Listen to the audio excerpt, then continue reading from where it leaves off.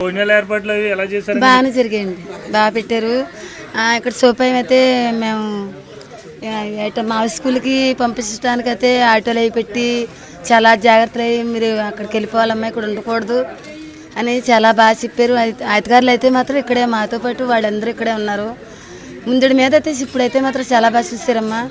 తిండి విసులు అయితే మరి భోజనాలు వాళ్ళందరూ మీరు అక్కడే ఉండాలి, అవి స్కూల్లో ఉండాలి, ఇక్కడ ఉండకూడదు, బాగా వరద వచ్చేస్తుంది అనేసి చెప్పారు. చెప్తే మేము అన్నాము మేము ఇక్కడే ఉంటాం, మాకు భయం ఏదంటే లేదమ్మా ఆటోలు రేకులు కూడా లేచిపోతాయి, చాలా విపరీతంగా వస్తుంది తుఫాని అని చెప్పారు.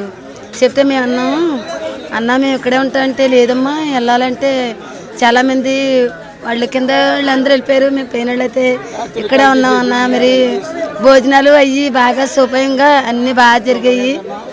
మరి చాలా బాగా చూశారు. ఇంతటి మీద అయితే ఇప్పుడైతే బాగా చూశారు.